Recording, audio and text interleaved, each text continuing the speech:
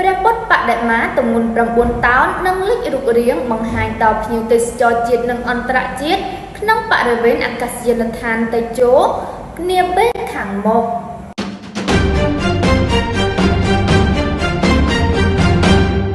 កាលពីថ្ងៃទី9ខែមិថុនាឆ្នាំ2025នេះអាកាសយានដ្ឋានអន្តរជាតិតេជោបានប្រារព្ធពិធីសិទ្ធិព្រះពុទ្ធបដិមាសម្រាប់តម្កល់ទុកទីបរិវេណអាកាសយានដ្ឋានដែលជាកេតនភណ្ឌដ៏ពិសិដ្ឋដើម្បីជាឧត្តមប្រយោជន៍ក្នុងការគោរពរបស់ភ្ញៀវទេសចរជាតិអន្តរជាតិព្រះពុទ្ធបដិមានេះមានទម្ងន់9តោននិងមានកម្ពស់9ម៉ែត្រជារូបភ្នែនដើម្បីបង្ហាញពីរចនាបថវប្បធម៌និងការលើកដំឡើងព្រះពុទ្ធសាសនាជាសាសនារបស់រដ្ឋទៅកាន់ភ្ញៀវទេសចរជាតិនិងអន្តរជាតិដែលអាកាសយានដ្ឋានអន្តរជាតិតេជោក្រុងបើកដំណើរការនៅថ្ងៃទី9ខែកញ្ញាឆ្នាំ2025ខាងមុខនេះបើយោងតាមការលើកឡើងរបស់អង្គការឆារវ៉ាន់នាយកគ្រប់គ្រងនៃក្រុមហ៊ុន Cambodia Airport Investment អង្គការឆារវ៉ាន់បានបញ្ជាក់ថាការដាក់ព្រះពុទ្ធបដិមានេះដោយសារកម្ពុជាកាន់ព្រះពុទ្ធសាសនាដូច្នេះហើយអ្វីដែលធ្វើនៅព្រលានយន្តហោះនេះគឺរំពឹងនៅរាល់រចនាបថរៀបចំទាំងអស់ក្នុងព្រលាននេះ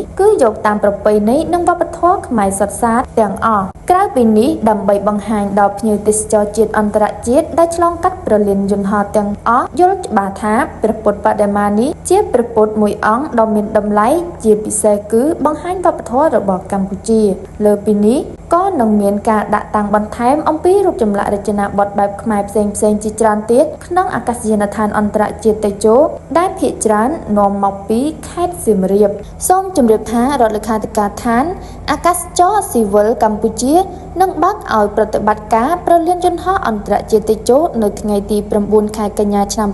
2025ហើយសម្ពោធជាផ្លូវការនៅថ្ងៃទី20ខែតុលាឆ្នាំ